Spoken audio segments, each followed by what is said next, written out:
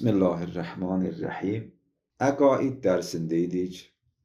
Ötən söhbətlərimizdə Allahın sifətləri barəsində danışırdıq. Dedik ki, bir bölgüyə görə Allahın səlbi və sübuti sifətləri var. Səlbi, yəni Allahda olmayan, sübuti, yəni Allahda olan sifətlər. Allahın sübuti sifətləri də bir neçə yerə bölünür. Allahın zati sifətləri var. Eyni zamanda Allahın feili sifətləri var. Allahın sübuti sifətləri barəsində danışırdıq. Gələn dərsimiz isə səlbi sifətlər barəsindədir.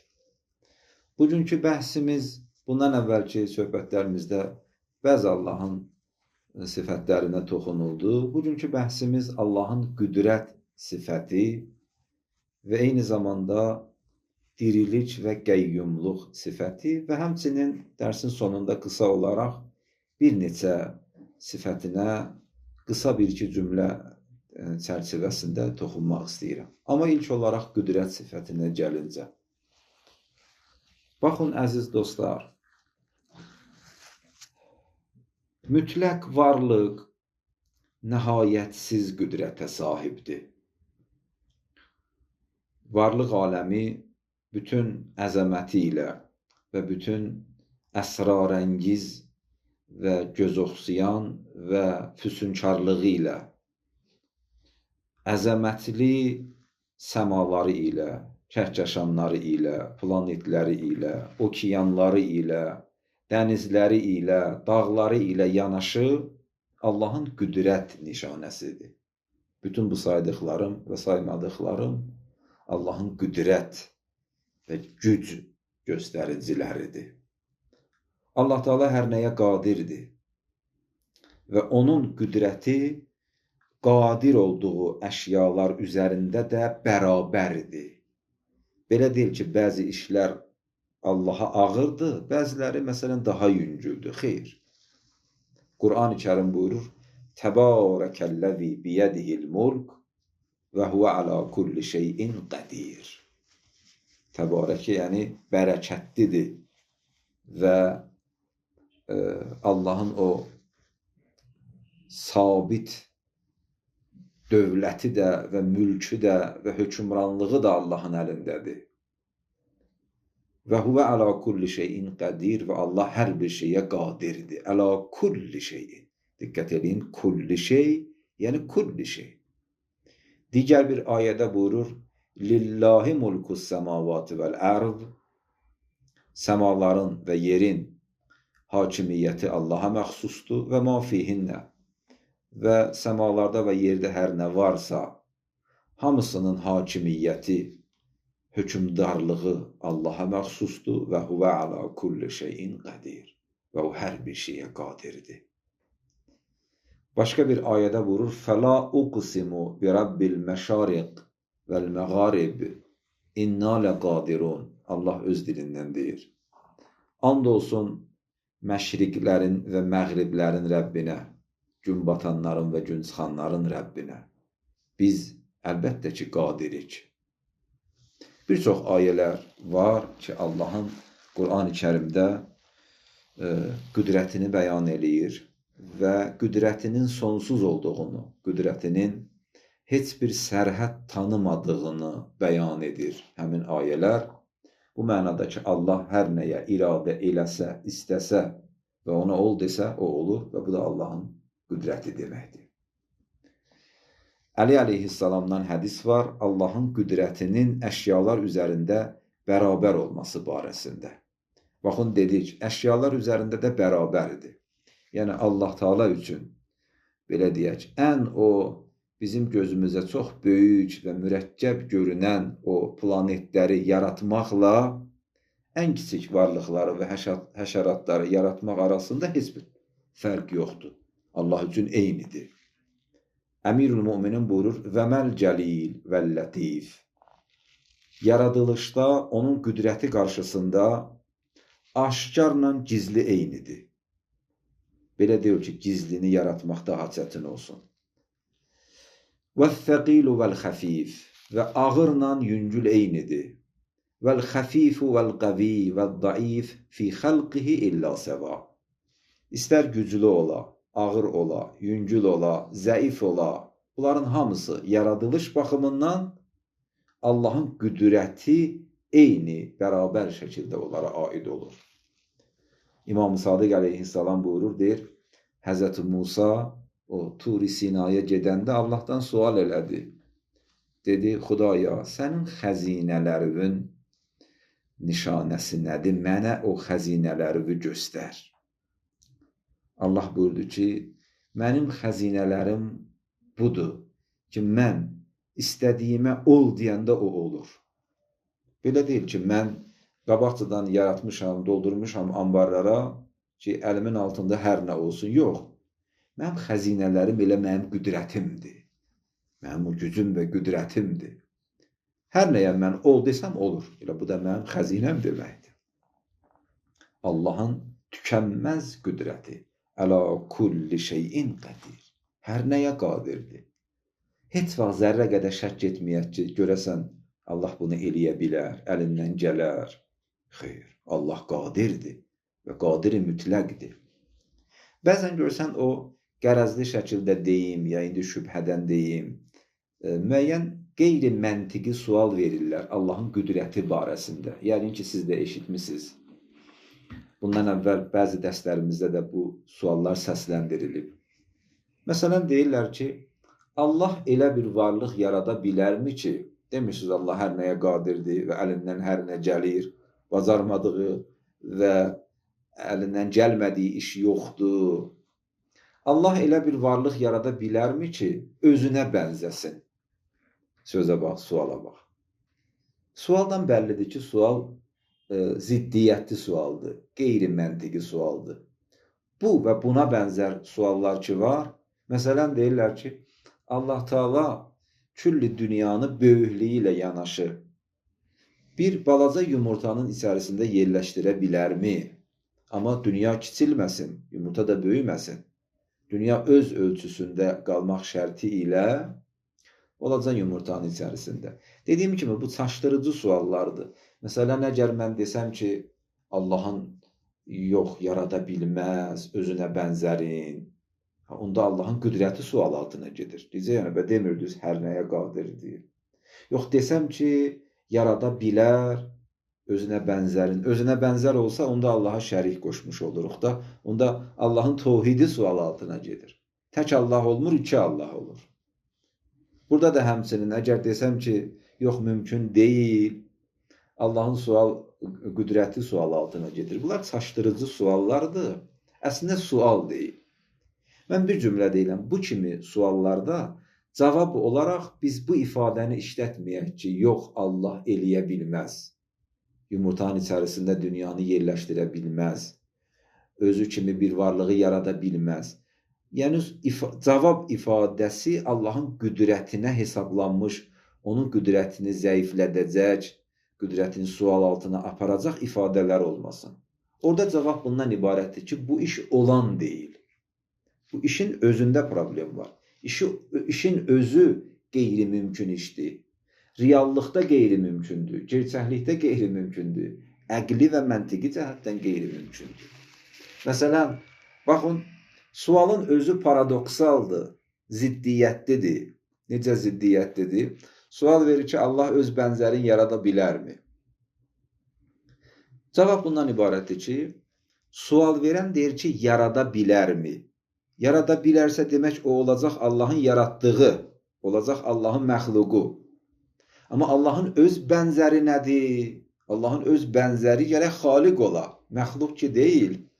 Allah məxluq deyil ki, yaradılmış bir hər nə olsa və hər nə qədər o yaradılmış, o ikinci, yəni varlıq Allaha bənzəsə, məgər sual belə verilmir ki, yarada bilərmi? Yaratsa demək o yaradılmış olacaq da, olacaq Allahın yaratdığı. Demək bu cəhətdən ki, Allah yaradılmış deyil və bu indi fərz eləyək bənzərli varlıq yaradılmışdır, Allahın bənzəri deyil. Yəni ziddiyyət bu baxımdan deyirəm. O yaradılmış, hər nədirsə oldu məxluq və mümkünül vücud. Allah da ki özü xaliqdir və vacibül vücuddur. Elə bir biz belə bir sual eləyirik ki, Allah Taala bir varlıq yarada bilərmi ki, həm xaliq olsun, həm də məxluq? Yəni Allahın bənzəri olsun, yəni xaliq, Allahın bənzəri. Və özünün yaratdığı olacaq, məxluq olacaq da o cəhətdən. Özünün yaratdığına görə də məxluqdur. Bir tərəfdən də deyirik ki, bənzəri olsun, heç bir fərqi olmasın. Yəni xaliq də olsun və yəni o yaradılmış həm də xaliqdir. Əgər Allah yaradıbsa, demək mümkünül vücuddur, məxluqdur. Yəni belə deyirik də, həm mümkünül vücud olsun, həm də vacibül vücud olsun. Həm xaliq olsun, həm də məxluq olsun. Və bu sual özü ziddiyyətlidir. Sual özü problemlidir. Yaxud o yumurta misalında. Küllü kainatı Allah kiçiltmədən yumurtanın içərisində yerləşdirsin. Onda belə çıxır ki, küllü kainat ki, kiçilmir deyə, yox, kiçilmir. Böyüklüyü ilə qalır, bəli, böyüklüyü ilə qalır. İndi yaxşı, əgər o böyüklüyü ilə yanaşı olduğu ölçüdə, yumurtanın ki, ölçüsü də bəllidir də, o yumurtanın içərisində yerləşməli olsa, yumurtanın içərisində yerləşsə demək kiçildi. Həm kiçikdir, həm böyük. Biz elə bir deyirik ki, Allah Teala bu aləmi həm kiçik saxlasın, həm böyük. Yəni bir şey həm ağ olsun, həm qara. Sual özü ziddiyyətli sualdır. Yəni sual deyil əslində, sual deyil.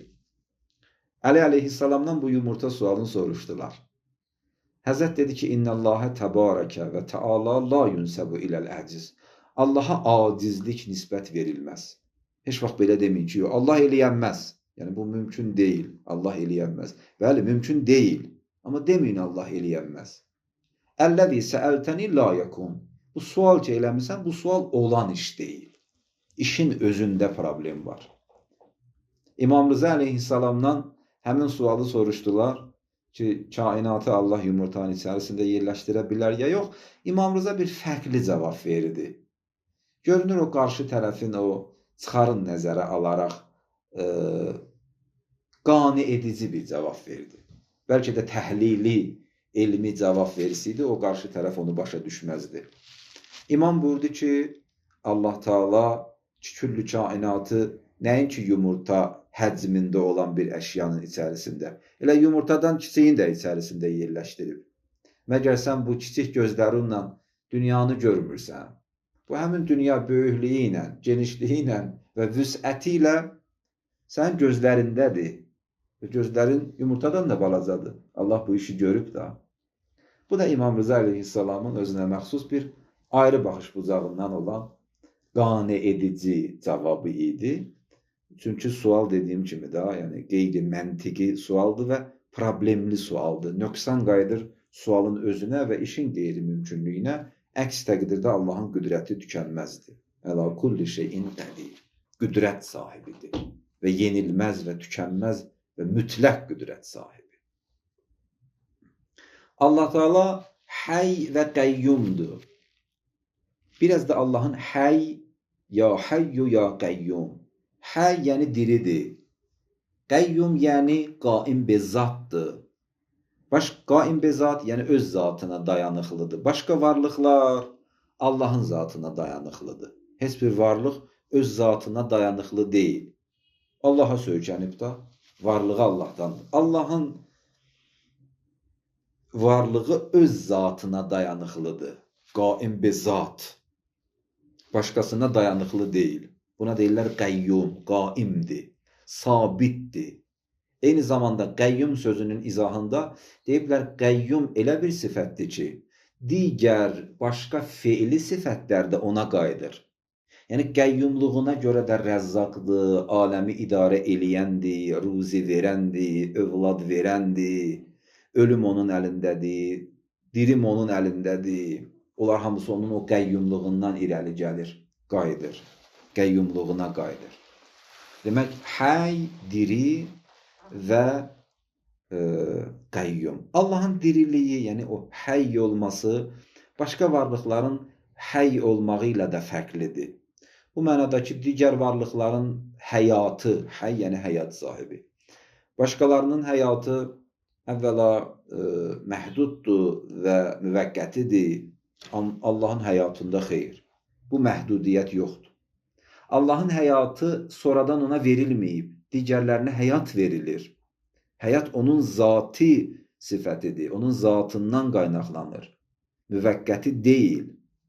Və Allahın həyatı, yəni onun elm və qüdrət sifəti. Kəlam elmində belə deyiblər. Bu hissəsinə diqqət edin. Allahın elmi var, dedik. Ötən bəhsimizdə Allahın elmi barəsində danışdıq. Qüdrəti də var. Bundan əvvəl, yəni bura qədər neçə dəqiqəni qüdrət barəsində danışdıq. Deyirlər, elm və qüdrət o Allahın həy olmağını təşkil edir. Yəni Allahın həyatı var, həydir. Yəni elm və qüdrəti. Allahın elm və qüdrəti. Alimun qədir. Bu həyat mənasındadır. Belə deyirlər. Allahın həyatı əzəlidir, zatidir, əbədidir, dəyişilməzdir və hər növ nöqsan və məhdudiyyətdən də uzaqdır. Həy, qəyyum da ki dedik, yəni müxtəlif varlıqların müxtəlif işləri, indi ruzisi olsun, ömrü olsun, həyatı olsun, ölümü olsun, bütövlükdə bu tədbir Allahın əlindədir. O da qəyyum anlamındadır. Allahu la ilahə illə huvəl hayyul qayyum. Başqa bir ayədə buyurur, və anətil vücuh lil hayyil qayyum. Bütün üzlər, bütün simalar hayyu qayyum qarşısında xazi edirlər, xuzu edirlər. Demək, Allahın elmin və qüdrətin sabit edəndən sonra ki, bəlli oldu Allahın elmi var və qüdrəti var, Allahın həy və qəyyum olmağı da sabit olur. Həy və qəyyum olmağı da elmindən və qüdrətindən nəşət tapır. Baxın, bir varlıq ki, ölüdür, cansızdır, heç hərəkəti yoxdur, həyatı yoxdur. Həyatı yoxdur, qüdrəti də yoxdur. Əgər hərəkət edir, hərəkətdədir, gücü var, təsir edir, bu onu göstərir ki, həyatı var. Həyat olmasa, ölü olsa ki, o əlin hərəkət etdirə bilməz. Həyat olmayandan sonra hansı qüdrətdən danışırıq? Məhz bu baxımdan deyirik ki, Allahın o qüdrəti onun həyatına qayıdır və elm və qüdrət həyat anlamındadır. Bu belədir. Allahın qüdrəti. Həy və qəyyum. Baxın, deyirlər həyyun, qəyyum, bu iki sifət ki var. Bu iki sifət rükün sifətləridir. Olduqca önəmli sifətləridir. Zikirlərdə də bu var. Bəzi zikirlərin arxasında da var. Bu özü əlahiddə özü bir zikirdir. Ya hayyu, ya qayyum özü xüsusi bir zikirdir. Deyirlər, Allahın bir sıra zati sifətləri onun həy olmasına qayıdır. Allah alimdir. Bu cəhətdən ki, həydir.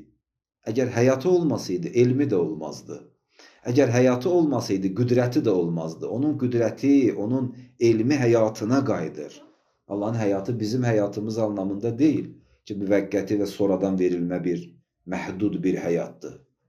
Əhatəli bir həyatdır, əzəli və əbədi bir həyatdır. Bu həyatı barəsində həy məsələsi və Allahın digər bütün feili sifətləri, bütün feili sifətlərin məcmuəsi, dediyim nə qədər Allahın xilqətidir, ruzi verməsidir, övlad verməsidir, öldürməsidir, diriltməsidir. Qədr gecəsində o feili sifətlərin göstərəcək. Ruzi bələt bir illik o necə deyərlər, insanın təqdiratı yazılacaq. Onların hamısı qəyyumdan nəşət tapır. Hamısı qəyyumdan doğur. Bu cəhətdən ki, qəyyumdu ruzi verir, qəyyumdu öldürür, qəyyumdu dirildir. Əmirul müminin buyurur, fələsna nə'ələmu kunhə əzəmətikə ilahi. Biz sənin əzəmətin dərinliyin dərk edən mərik. Dərk edənmədik. İlla ənna la nə'ələmu innəkə həyyun qəyyum. Biz bu qədər başa düşdük ki, sən həyyu qəyyumsan. La təxudukə sinətun və la nov. Sən mürgüləmirsən, sən yuxulamırsan. La təxudukə sinətun və la nov. Sən həy və qəyyumsan. Əmirül müminin deyir, Bədir döyüşü idi. Bədir döyüşü günü, deyir, mən getdim görüm Peyğəmbər neyinir. Gəldim, gördüm ki, Peyğəmbər səcdədədir. hey davamlı olaraq səcdədə deyirdi ki, ya hayyu ya qayyum, ya hayyu ya qayyum. Həzrət buyurur, mən bir neçə dəfə get-gəl elədim. Getdim, yenə qayıtdım, gördüm ki, Peyğəmbər elə yenə səcdədədir, hələ də elə deyir, ya hayyu ya qayyum, ta Bədir döyüşündə qalib olana qədər. Peyğəmbərin bu ya hayyu ya qayyumu Qədir döyüşündə müsəlmanlara qələbə qazandırdı. Baxın, əziz dostlar, qardaşlar, bacılar, bilmirəm, neçə dəqiqədir biz artıq danışırıq. Bəli, vaxtımıza var hələ ki, bəhs eləyək. Bura qədər dediyim bu sifətlər ki var, həy barəsində dedik, qəyyum barəsində danışdıq, qüdrət barəsində, elm barəsində. Bundan əvvəlki dərslərimizdə Allahın zati, sübuti, səlbi, feili sifətlərinə toxunduq. Bunlar o Allahın başlıca sifətləri idi. Amma Allahın sifətləri, adları bunlarla bitmir ki. Genişdir. Genişdir, çoxdur. Baxın, Coşən Kəbir duası Ramazan ayında tövsiyə edilib. Coşən Kəbir duası və Coşən Kəbir duasının da o təkrarlanan şah beyti budur ki, Xəllisna minən nari ya Rəbb, Allah bizi oddan xilas elə, yəni qurtuluş. Ramazan ayının bir adı da qurtuluş ayıdır. Qurtuluş ayı, cəhənnəm odundan qurtulmaq. Ən bədbəxt o insandır ki, bu ayda məğfirət və bağışlanma onun halına şamil olmasın. Rəsulullah buyurur. Allah Peyğəmbəri buyurur. Allah Rəsulu buyurur. Coşən Kəbir duası bir dövrə Allah şünaslıqdır. Allahın adları orada sadalanır. Nə yaxşı olar ki, adam onu oxusun. Gündəlik fürsət olduqca oxusun, mütaliə eləsin. Demirəm, dua kimi üzü qibliyə otursun. O duaları mütaliə eləsin, tərcüməsinə baxsın, əgər bilmirsə. Qədir gecəsində də o Coşən Kəbir duasını oxusun. Mərhum Ayətullah Şücai buyururdu ki, Qədir gecəsində, əgər Coşən Kəbir duasında o cümlə qəbul olsa, Qədir gecəsini dərk eləmişik. Qədir gecəsini dərk eləmişik. Xəllisna minən nari ya Rəbb. Bizi cəhənnəm odundan xilas elə. Tamam. Yəni, xoşbəxtlik. Tamam. Amma Allahın bəzi adları da var ki, mən onlara da indi bir neçə dəqiqə ərzində bəhsimizin sonunda toxunmaq istəyirəm. Qədim və əbədi. Qədim və əbədi. Qədimdir, yəni Allah həmişə olub. Əbədidir, yəni həmişə olacaq. Yəni Allah üçün başlanğıc və son təsəvvür edilmir. Huvəl əvvəlu vəl-axiru vəl-zahiru vəl-batinu və huvə bi kulli şeyin alim. Əvvəl də odur, axır da odur, zahir də odur, batin də odur, hər bir şeydən də agahdır. Bu da Allahın o qədim və əbədi olmağı. Mən bir-iki cümlədə deyirəm bu adları da geniş bəhs eləmirəm. Bunların barəsində əsma və sifatı ilahi barəsində bəhslər ediblər, kitablar yazıblar. Murid Allahın sifətlərindən biridir, murid. Murid yəni Allah iradə sahibidir. Allah öz gördüyü işləri öz istəyi ilə, öz iradəsi ilə həyata keçirir. Heç kəs onu məcbur eləmir. Məcbur da eləyənməz. Məsləhət də eləmir kimlənsə. Bir vəzirlə, vəkillə məşvərəti olsun Allahın, müşaviri olsun. Xeyr. Bu belə deyil. Yəni, Allah özü bənzərsizdir, işləri də bənzərsizdir. İşləri də heyrətamizdir. Bizim bir ustad deyirdi, Allah Taala'nın əcib qərib işləri var. Allah Taala'nın əcib qərib işləri var. Allah müriddir. Gördüyü işləri də hədəfmənddir, məqsəd yönlüdür, hikmət üzündəndir, yəni həkimdir. Həkimdir. Müdrikdir. Müdrikdir, yəni dərk edir. Dərk edir, yəni də deyirəm, bənzətmə olmasında dərk deyilən kimi, beyin zehinə gəlir, zehin olacaq, dərk eləyəcək, orada aşağı yuxarı eləyəcək. Belə deyil. Dərk, yəni hər şey onun gözü önündədir. Hər nəyi görür, hər nəyi eşidir. Məhzərindədir, məhzərində. Səmiun bəsir, yəni müdrik. Səmiun bəsir, yəni müdrik. Eşidəndir və görəndir. Allah mütəkəllimdir, danışandır. Yenə də bu o mənada deyir ki, danışandır, yəni nəuzubillah, boğazı var, hulqumu var, dili dodağı var, ağız boşluğundan bizim kimi də necə danışırıqsa, Allah da belə danışır. Xeyr. Danışanda deyiblər, yəni Allah öz qüdrəti ilə atmosferada səs dalğaları yarada bilir, yaradır və peyğəmbərləri ilə həmin o səslərlə danışır. Yəni Allahın səsi gəlir, Allahın yaratdığı səs. Səs yaradır atmosferada. Mütəkəllim bu mənadadır. Sadiqdir, sadiq. Yəni düz danışan. Hər nə desə düz deyir. Hər nə buyurubsa və hər nə Quran-ı Kərimdə, hədis-i qudsidə bu şərtlə ki, doğrudan Allah tərəfindən gəlmiş olsun. İndi məsələn, Quran təhrif edilməyib əlimizdə. Hər nə Allah buyurubsa, eyni gerçəklikdir, eyni vaqiiyyətdir, inkar edilməz həqiqətdir. İstər keçmiş peyğəmbərlər haqqında danışıb, istər gələcək haqqında məlumat verir, istər insanın durumu haqqında deyir. Allah bunları deyib də, Allah ki, yalan deyəndir. İstər verdiyi vədələr ki, belə olacaq, mən bağışlayıram, yalan deyil. Gərək iman gətirəsən. Sadiqdir. Sadiqdir, yəni yalan danışmır. Yalan danışmağın da Allah barəsində mənası yoxdur. Niyə? Çünki yalan danışmaq ya nadanlıqdan irəli gəlir, ya da zəiflikdən. İnsanlar niyə yalan danışır? Ya nadanlıq, yəni bilmir, elə bilir ki, belədir, əksi imiş reallıq. Sonra da baxsan ki, bunun dediyi kimi deyilmiş. Yəni, dediyi yalan çıxır da bu mənada. Həqiqəti əks etdirmir. O, cahilliyindən irəli gəlir. Ola da bilər ki, yox, qərəzli şəkildə yalan deyil. Zəifliyindən irəli gəlir. Acizliyindən irəli gəlir. Bunların heç biri Allahda yoxdur. Nəuzubillah, nə cahilliyi var, alimdir, cahil deyil, qüdrətlidir, aciz və zəif deyil, münəzzəh Allah olduğuna görə yalanın ümumiyyətlə Allah barəsində yeri yoxdur. Ki, deyəsən Allah yalan deyir. Yeri yoxdur. Nəticə nədir? Nəticə budur ki, mən bəhsimi yekunlaşdırıram da bir 2 dəqiqəyə. Nəticə bundan ibarətdir ki, Allah Teala sonsuz kamaldır. Hey, bu qədər ki, biz sayırıq, qüdrəti var, ruzi verəndir, elmi var, həyyidir, diridir, qəyyumdur, müriddir, eşidəndir, görəndir, səmiun, bəsirun və. İndi Coşən Kəbiri də əlavə elə. Və bütün bu gözəl sifətlər və adlar hamısı ona yapışır.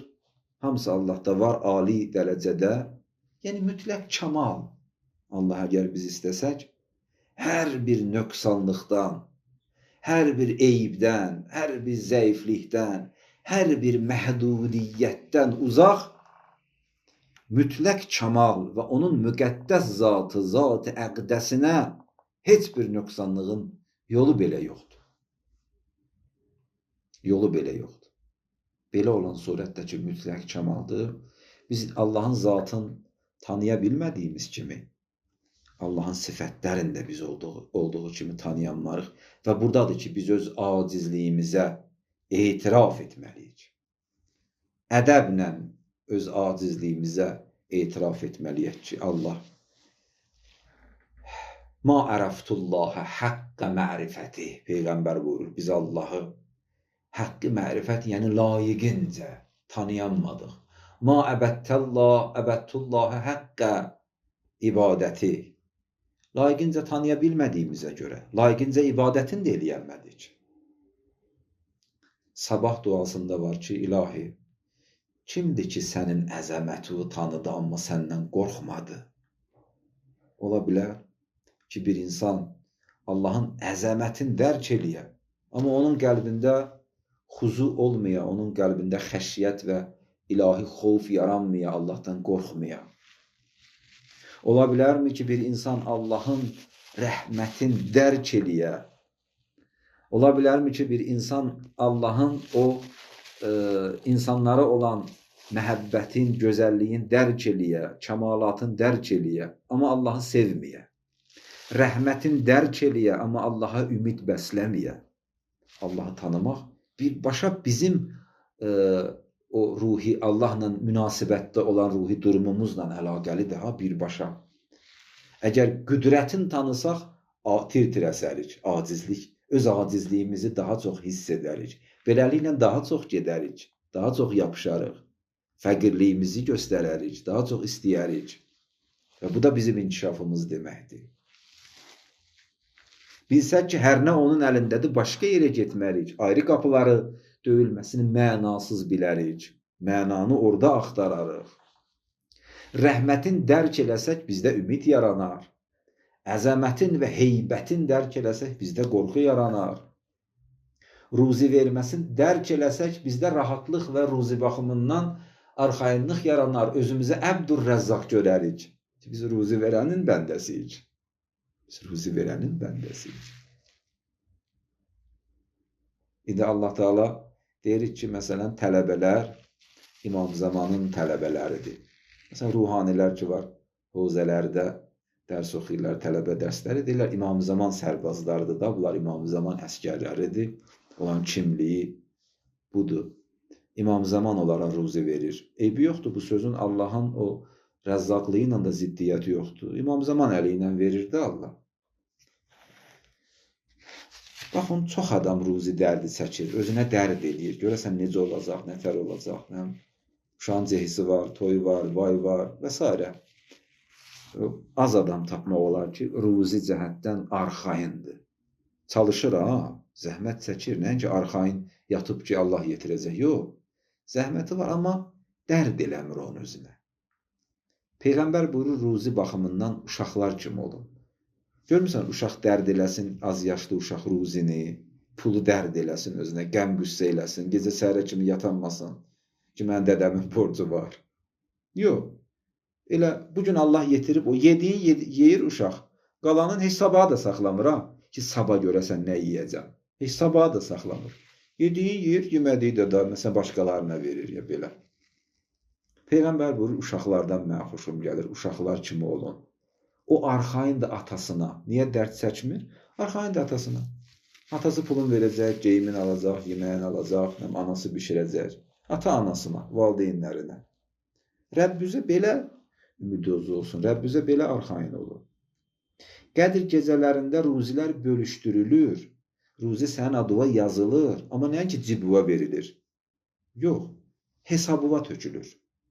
Baxın, mən həmişə deyirəm ki, biz çox varlıyıq. Mənim milyardlarım var, amma məndə deyil. Allahdadır, istəyəndə verir. Elə bir ki, bankdadır, lazım olanda ki, oradan götürürəm. Mən deyirəm, yox, mən qoy balışımın altına, Allaha çox arxayın olmaq olmaz. İstəyirəm öz balışımın altında olsun. Allaha bu etimadsızlıqdır. Allahın hər nəyi var, onun xəzinələri var. Onun xəzinələri bizim xəzinələrimiz deməkdir. Məgər bizim Allahımız deyil o, biz də onun bəndəsiyik. Hər nə zaman, hər nə qədər istəsək, zamanında yetirəcək. Zamanında yetirəcək. Bu adamda arxayınlıq yaradır, təlaşla yanaşır. Yəni, bu sifətləri biz niyə görə oxuyuruq? Təhcə bu cəhətdən yox ki, nəzəridir. Hər sifətin bir insan Allahla münasibətində bir qarşılığı var. O diridirsə, mən ölüyəm. Həyatı mənə o verib. Mən zaten ölüyəm. O ruzi verəndirsə, mən ruzilənənəm. O xaliqdirsə, mən məxluqam. O Rəbdirsə, mən əbdəm. Hamısında bir qarşılıq var mənlə onun sifətləri arasında. O sifətlərin bir-bir saymaqla həmin sifətin qarşılığında, o güzgüsündə mən özümü görüm ki, mən nəyəm? Mən nəyəm? Deyirlər Allahın, dedim, o hayyu qayyum, qayyum feili sifətləri özündə yerləşdirir. Allahın bir adı da, əlbəttə ona sifət demək olmaz, ad deyirlər. Elə Allahdır. Allah. Allah ayıdır da. Allah sözündə bəzilər deyiblər ki, əl-ilah sözündən götürülüb. Allah, yəni əl-ilah. İlah da məbud deməkdir da. Məbud. Bəndəlik edilir ona. Bəzilər deyiblər, Allah sözü vələhə sözündəndir. Yəni, valih edici. Bu, bəzi dualarımızda da var. Ki, Allahın bəzi bəndələri var ki, Allah barəsində valihdirlər. Heyrətə gəlirlər, valihdirlər. Doğrudan da Allah belədir. Valih edicidir. Və Allah adı bütün adları, sifətləri özündə yerləşdirir. Müstəcmi-i cəmi-i sifat, əsma və sifat. Yəni, Allah deyildikdə hamısı onun içərisində gedir. Bir ya Allah kifayətdir ki, içərisində deyəsən, ya Səmi, ya Bəsir, ya Həy, ya Qəyyum. Vəssalamu aleykum və rəhmətullah.